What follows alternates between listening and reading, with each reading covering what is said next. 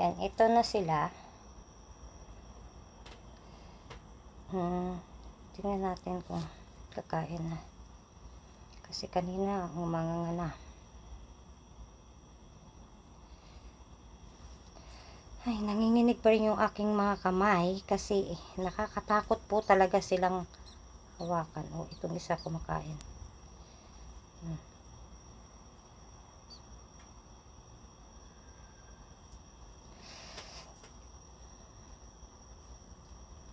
Napakalambot kasi talaga. Para siyang mabubutas pag hinawakan mo.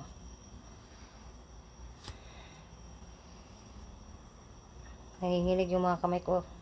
Hindi ko alam kung natatakot ako. Pasmado ako eh. Ayan.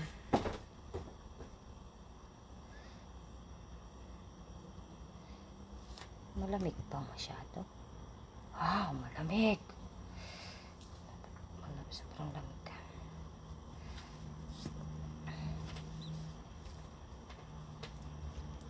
Kagabi,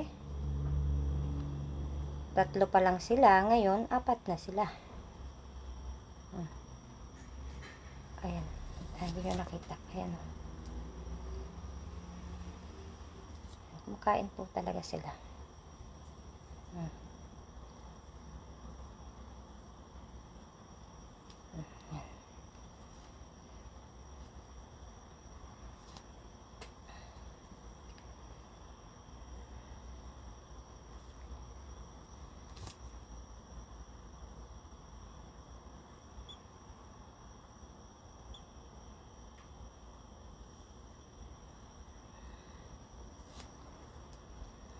In fairness, talagang kinakain.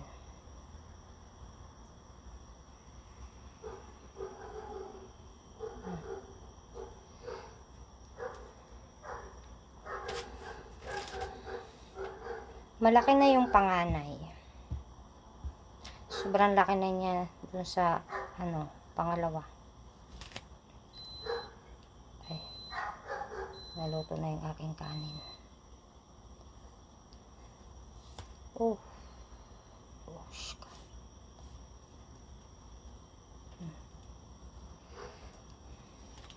Yan.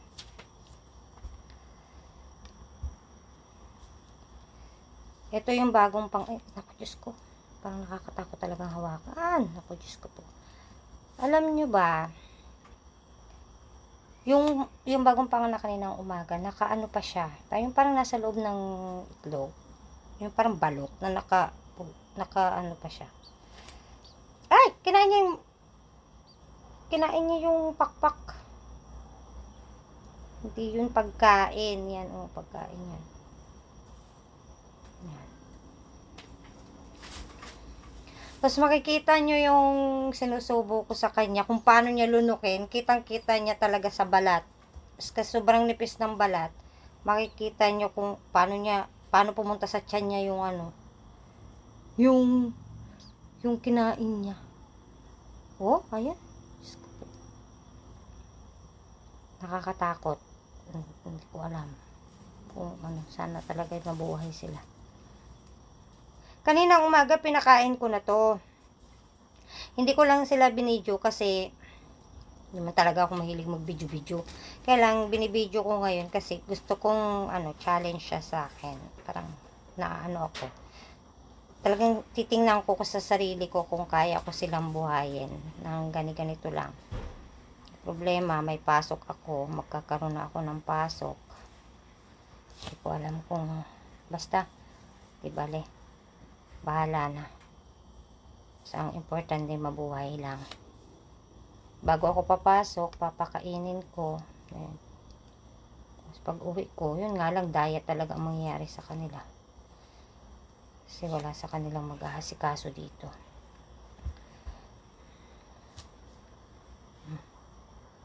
Medyo parang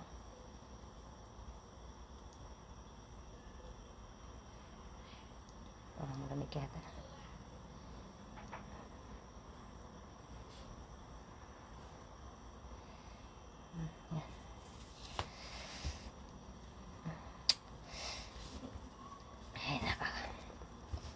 Ganyan lang talaga sila, ikot-ikot. Ganyan, hindi nila kayang dumapa. Nakahiga sila, yung parang ganun-ganun na. Ay na, ayaw. Gusto kong balikan sila ng nanay nila kasi lakas ng hangin. Sobrang lakas ng hangin Gusto kong balikan sila ng nanay nila kasi nga papasok na ako sa trabaho bukas. Siyempre hindi sila magugutom kasi sila ayaw na.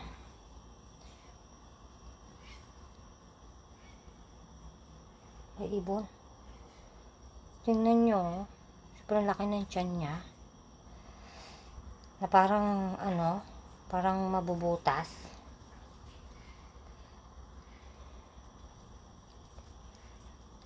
First time kong ng ganito. First time ko din makakita ng ganyan na bagong biyak sa itlog. Ito yung lakas ng hangin. Ito yung ito yung bagong panganak kanina pagising ko. Yan. Kumain ka ba? Bakit hindi ka na kumain? Kumain ka ba? Alam niyo ba? Ayaw niya. Pag hindi ko pa pinipilit ayan, kumain naman. Pag hindi nakanganga, hindi ko pinipilit kasi baka mamatay.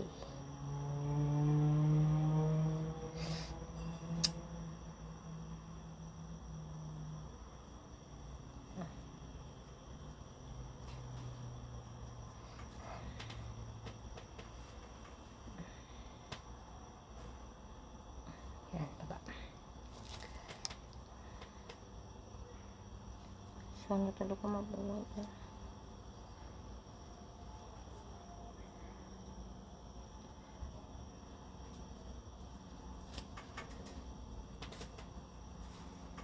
Sobrang lakas ng hangin. Bakit?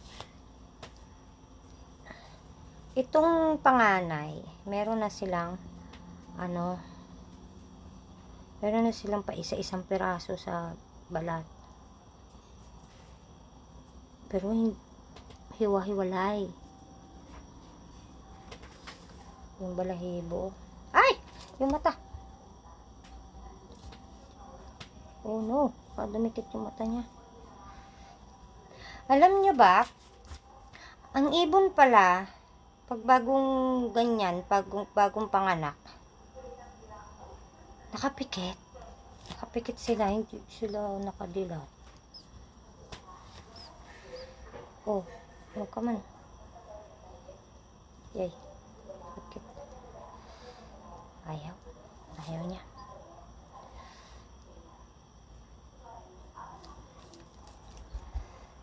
Sayang, ang dami kong ginawa na Pero mamaya, time check, alas 7. Mamaya alas 9. Tatry ko siyang pakainin ulit. Hoy, huwag mo yung kainin. Hindi yung pagkain.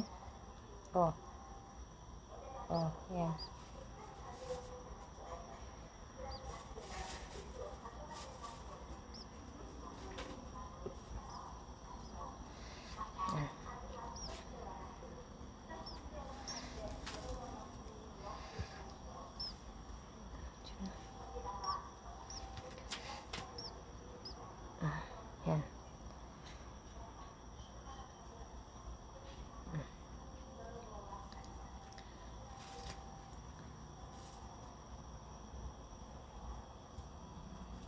Hindi ko alam, baka bukas ng umaga pisa na yung isa.